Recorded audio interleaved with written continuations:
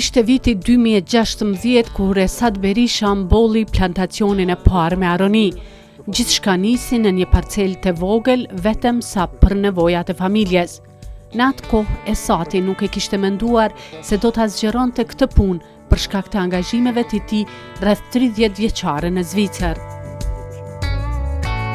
Këtu në Zvicër kam pas kontakte të para me lëng të aronisë, edhe më interesoi se çka është kjo gjë kur e pash se është një produkt për shëndetin e njerit ku është i veçantë, tepër i veçantë, ku edhe ka vlera shumë mira ushqimëse, është një antioksidant i fortë. Edhe drejt me tahina oferta që ke punë, të po që ja vlen edhe fillova parcelat e para ishin ma dhura ku fillova. Atëherë ishte fillimi jam një parcel për familjar e shoqëri me mbjell, po të po që interesi i njerëzve është i madh edhe fillon me zhëru. Pse Kosovën? Unë jam kosovar, ndihem krenar që jam kosovar, ku në jetën kohë posedoj dy shtësitë, ato zvicrane dhe kosovare, po unë jam kyqem edhe ndihem krenar dhe shumë qefe kam për këto. Para sa vjet ke fillu me investu? Unë plantazhet e para i kam jallë 2016 në një parcel ma të vogël. Sikur që thashtu e po që interesi njerëzve veç ka fillu të shtohet dhe të ulëmtimet i bo që aronia është diçka që ja vlen me zgjeru ma tepër. Për 2016-ës ndër vite tash kemi 8 hektar të në parcelat tona. Para 2 vite kemi fillu për disa firmerëve me marr, ku për fat keq ka shumë për tyre që kanë në Kosovë aroni, kuptohet në parcela ma të vogla, po synimi është që të ardhmen edhe këtë vit ndoshta kena me kalu në këtë mënyrë që jemi, po në të ardhmen nëse që ti bënë rrëmbullus të kretë Kosovës. Prej aronisë ka disa lloje të frutit aronisë, disa sorte. Na që kemi këto është Nero, edhe unë mendoj që na punojmë ndryshe. Sikur që edhe me tjerë kam bisedu, kena pas disa takime me fermerë tjerë, na mundohemi ta kultivojmë edhe ta arrisim aroninë në mënyra ma të përsosuna që mos kemi pesticide, të jemi në kontroll sistem të ujit, po në jetën ku jemi edhe bie certifikum për fat. Dhe për ato sikur që thash me disa kanë veç certifikim bio, tjerët kena me stimulu që ata me u përshtat me neve, edhe inshallah mundim me arrit që komplet Kosovës me agrëmbullu aroni, sikur se tonat.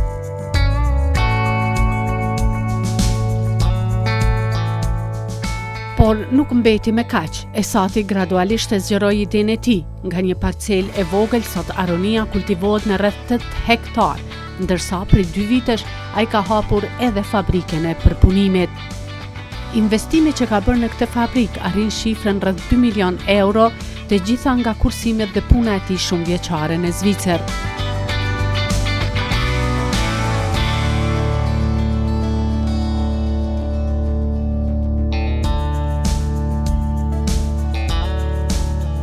Vitin e kalum kena prodhu prej aronisën vetëm lëng, klasik, natural, bio certifikum.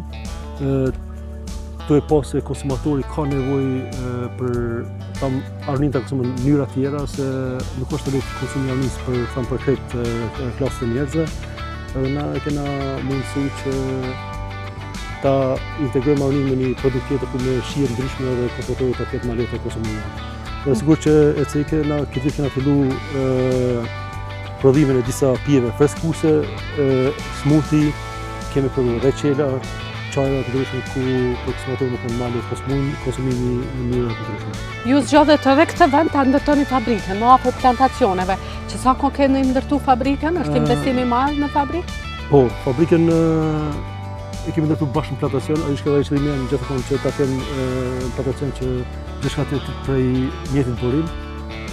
Fabrikën kena përfundu para 2 viteve, po investime më në fabrikë, afër 2 milion euro kena investuar tash. Është gjithçka investimi joti apo ke pas edhe përkrahje, sepse ju keni ardhur nga Zvicra apo investoni në vendlindje, keni pas përkrahje nga shteti në këtë aspekt apo është gjithçka e juja? Deri tash nuk kemi pas asnjë shtetje, komuna, shteti apo organizata të tjera, deri tash gjithçka është investuar për neve të tjera.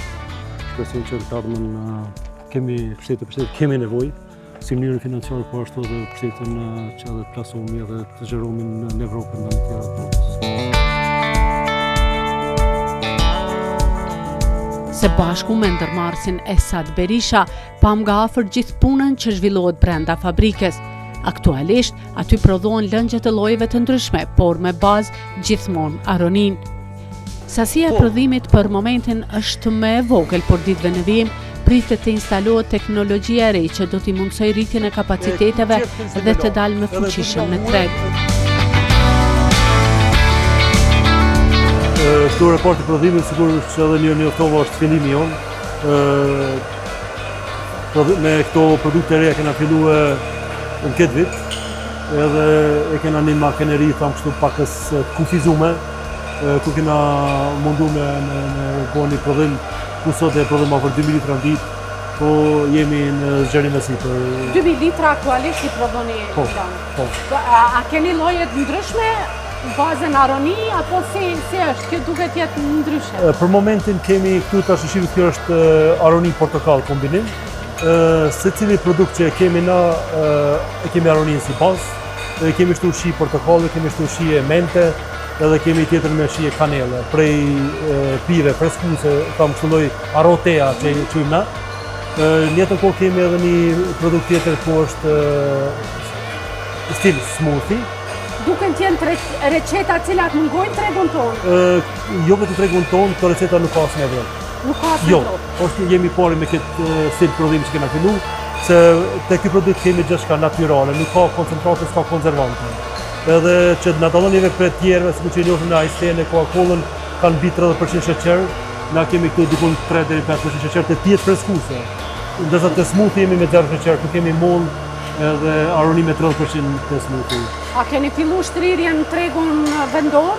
Në Kosovë jemi disa pika ku jemi veç në proces zgjeromi, ka interes njerëzve, bile disa habitën edhe thonë që s'ki fillu ma herë se është aq i pëlqym. Nuk është vetëm thëmë pije që e pimna për që e ullë në për kafene, po një të kohë freskuse. Po. Mendoni ta rrisni prodhimi? Për momentin kemi, sikur që thash, 3 pije arotea, një kemi smoothie, në jetën kohë kemi 4 lloje reçelash, ku edhe ata kemi reçel me kanel, reçel me portokall, reçel me hibiskus moll, edhe në qaja kemi 2 lloj qajash, kemi qaj me filtera, 4 lloje, po dhe kemi qaj refuz 4 lloje. Kuptohet kapacitetin kena në karmerit, makinerit kemi porositisht për zgjerimin e prodhimit që ku kemi me pas një sasi ma tepër se ato që kemi, që ose kërkohet për klientelës. Tash, kur flasim për punëtorët, a keni mjaftueshëm për nevojat e punës punëtor, apo mendoni që të rrisni edhe numrin e punëtorëve? Po deri këtu nuk kemi keq, kena punëtor mjaftueshëm për këtë që e bëjmë na. E ngrohtë shumë. Po, shumë e ngrohtë, sikur që thash, pa koncentrate, pa konservate, për ato shkojmë me të nxehtë, edhe pasterizohet tani, kjo nuk shtot konservant, ku djegjasia është 2 vite. 2 vite. Po, ku metat e punëtorët, me punëtorët kemi një staf shumë të mirë, ku mendojmë në makineri që të ta marrin kena pas mjaftueshëm me këtë grup që jemi. Qofse zhvillohen pak më gjon tani duhet edhe të bëjmë pak më gjon. Në këtë hapësirë, përveç produkteve të ekspozuara, gjenden edhe ato të paketuara që janë gati për tregun ndërkombëtar.